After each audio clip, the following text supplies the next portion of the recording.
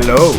Okay, Megalopolis, a science fiction drama written, produced and directed by Francis Ford Coppola, from a story that he first conceived back in 1977. So this movie has been in development for decades. And upon doing a little bit of research on it and finding out what these ideas are and what the story is about, I've been really intrigued by it. You know, where its story is drawing parallels between the fall of Rome and the future of the United States. And there's just a lot of interesting themes and ideas within this story that I feel like Francis Ford Coppola really wanted to convey. So I was very intrigued. So yes, Megalopolis, what's it about? It's set within an imagined modern United States. It follows visionary architect Cesar Catilina as he clashes with a corrupt Mayor Francis Cicero in determining how to rebuild the metropolis of New Rome after a devastating disaster. So yeah, Megalopolis. It's a film. Where do I start with this? What the hell are you? You know, I mean, let's start with the good, because there is good in this film. There is good in him, I felt it. There is good within this experience that I liked, that I appreciated. So let's start with the visuals. I really like this movie from a visual perspective. Visually, I found it to be a very mesmerizing experience. The visuals just drew me into this world. It has a very classic Coppola look to it, very much like Bram Stoker's Dracula. And there's this chaoticness to how the story plays out with its visuals. It almost has this kind of very experimental or avant-garde even sort of feel to how the way the story plays out visually. And I just found it as a result to be a very mesmerizing experience that kind of always kept me engaged with what was happening, even though that wasn't always clear due to the chaoticness of how the story plays out. Visually, it kind of kept me locked in. But yeah, it reminded me an awful lot of Bram Stoker's Dracula in the way he's sort of being very experimental with its visuals, with sort of the way the movie is editing and how the narrative sort of just plays out. And it's almost very dreamlike. And I'm going to sort of go back to sort of that kind of remark there, that kind of, you know, that dreamlike remark there later in the review, because I feel like it plays a big part maybe in what his intentions was when it comes to telling this story. And it's also through the visuals, through the cinematography, where I felt like they did a really good job at capturing this mood, this atmosphere that is very somber, and it was quite moving. I feel like they did a really good job at, through the visuals, in capturing sort of the sadness, the pain and the tragicness of this story, and it's all done through the visuals. I felt like there are a couple of moments in this movie where I could feel the pain, I could feel the sadness that these characters are going through, as well as, you know, the horrors, as well as the hope, or, you know, that these characters are experiencing. And it's all done visually, which would take me by surprise, because again, you know, this is going to lead me into the negatives when it comes to me caring about these characters and sort of, you know, how I feel about these characters and their journeys. I just wasn't getting it. Like, I just wasn't able to get emotionally wrapped up with these characters' journeys. But when it comes to certain moments pocketed throughout the experience, I do think they did a really good job at, in those very kind of small moments, in capturing what it was they were really aiming for when it comes to you, the viewer, and what you're experiencing emotionally. And it was done, it was achieved in moments through the visuals. For example, there's this very haunting moment with statues, and I just visually found it to be quite moving, very somber. There was a lot being said in this moment visually, and, you know, it was achieving the emotion, the story I felt needed in that moment. Unfortunately, it's not something that's very consistent throughout the entire experience. It's achieved brilliantly through visuals, but through the writing, it just doesn't come through. And I feel like that was one of the weakest aspects of this movie, and that was its writing and how the characters were written. And I don't want to say brought to life, because I actually quite dug most of the performances, but I don't think the writing helped when it came to sort of me anyway, personally, getting emotionally involved within this story and really caring. And I just want to mention the sound design as well. So like going back to that moment that I spoke about just now about the statues, it's also the sound design within these moments. It's how those moments, not just visually, but sort of how they just brought to life from many technical aspects.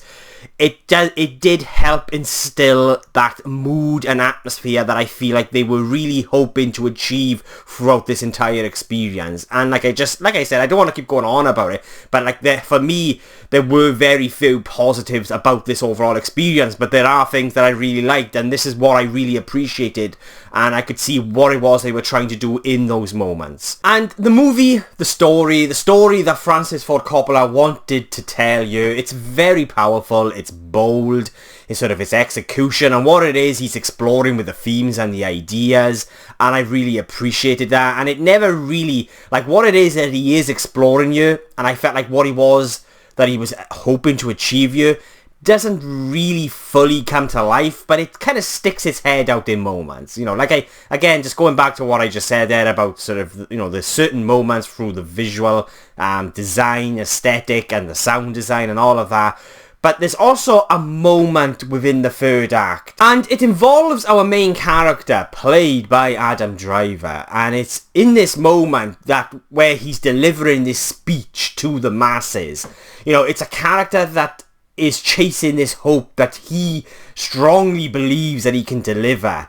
And it's through the writing, through the performance, and just how this moment plays out kind of really highlighted what this movie could have been. And it was quite frustrating because, like I said, it goes back to this film having moments of what the potential of this story, of what this experience could have been. And I felt like it was within this moment. For those of you that have seen the movie already will know what I'm talking about. And it is Adam Driver's character sort of giving this very kind of powerful, moving speech to the masses, and from every sort of aspect, from the writing in this moment, because, you know, like I said, you know, like every other aspect of this movie, the writing isn't really consistent, but it does shine in moments, and I just felt like how that scene sort of came to life was really effective and ended up really frustrating me at the same time, because it's kind of like the potential of what this could have been is poking its head out in moments,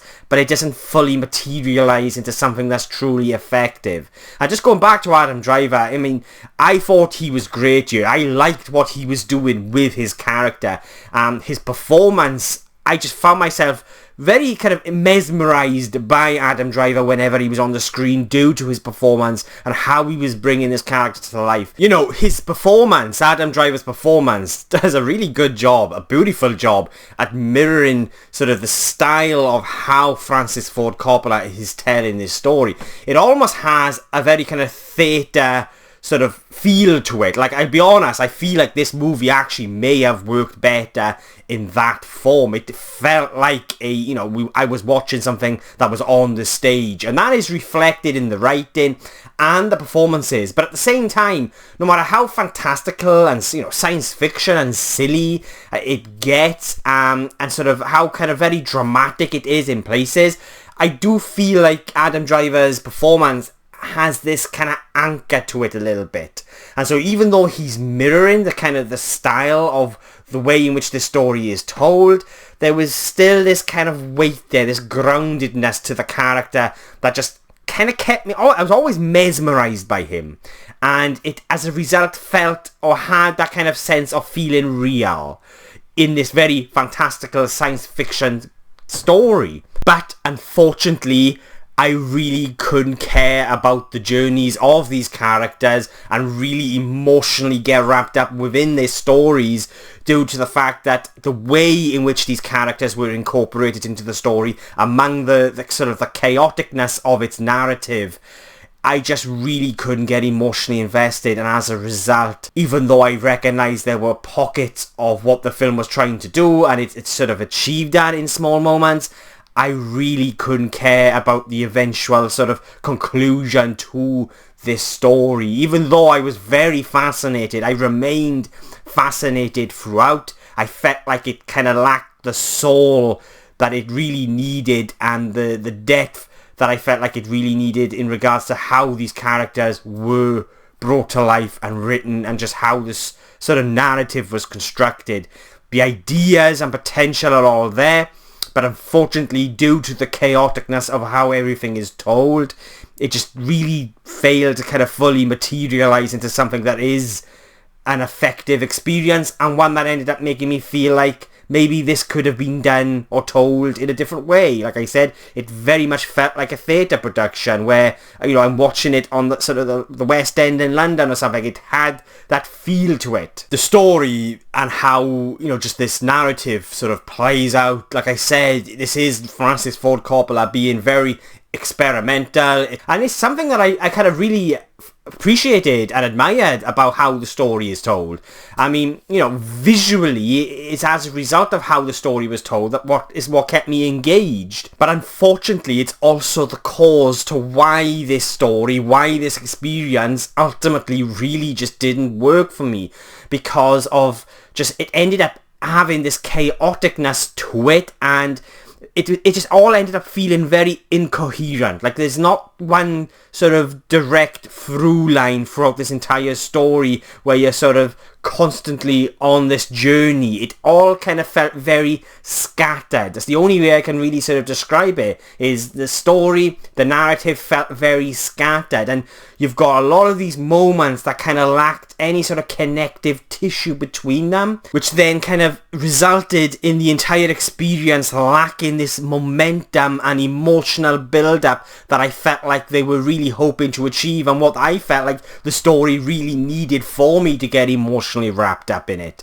And then that kind of sort of brings me back to what I mentioned earlier on about dreams, and this entire experience had a very kind of dreamlike quality to it. And I'm not sure if I just misunderstood what it was that Coppola was trying to do with this story. You know, or me just looking too much into it because I'm trying to find a reason to why this movie didn't work for me. I don't know. But looking back on it, upon reflection, just the way in which this story was told and how it played out, and just how I felt like it was just moments where there was very kind of little sort of connective tissue between those moments, where, you know, as a result I couldn't really get emotionally wrapped up into the characters' journeys and stories, as well as, you know, from a visual perspective and how the movie looked and sort of through the mood and the atmosphere. It just reminded me of what a dream is like. Like, you think about it, when you have a dream, you kind of know what that dream was about, but there will be holes within the story, within how certain moments of that dream would play out.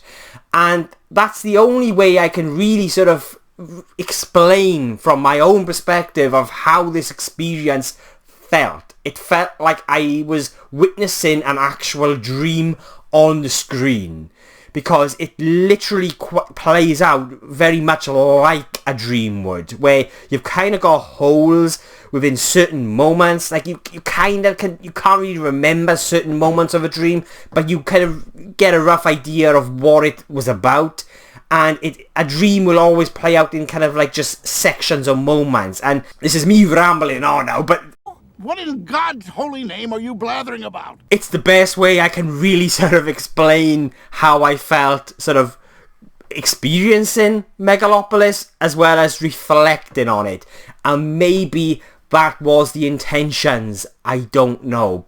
And do you know what? If that's what Coppola was actually hoping or wanting to, or attempting to achieve you with this experience, because it does also tap into sort of our character's desires, you know, mainly our main character played by Adam Driver, when it comes to, you know, what his dreams and aspirations are. Like, it's a dream that he's chasing, you know, a better future.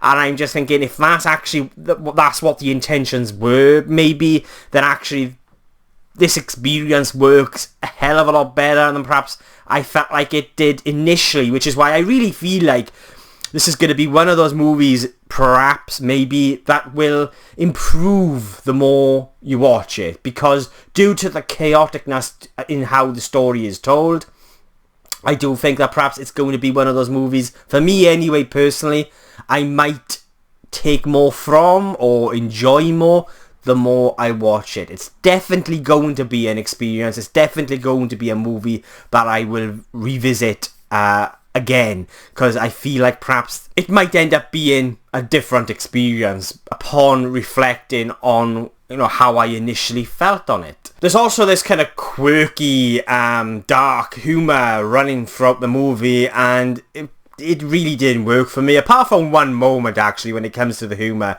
and it involves Jon Voight's character, and he's sitting in this bed dressed up as Robin Hood.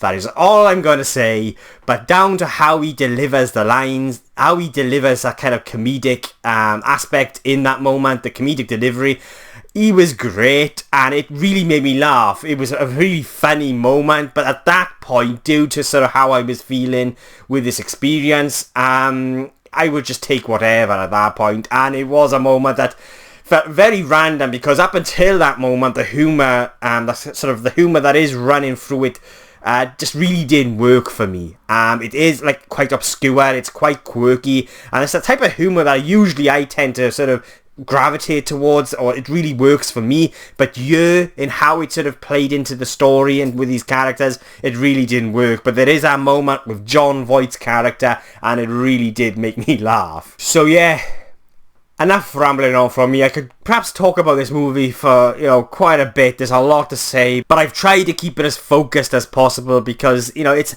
a very frustrating, conflicting one for me, and it's one right now in this moment in time kind of just remains what was a fascinating experience. It isn't one that kind of I came out of thinking, wow, that was powerful, wow, you know, that was important. It ended up being more of a that was interesting, but it really just didn't kind of work in what it was attempting to say or do. So yeah, they're my thoughts on Francis Ford Coppola's Megalopolis, and I'll be giving Megalopolis a 4.5 out of 10.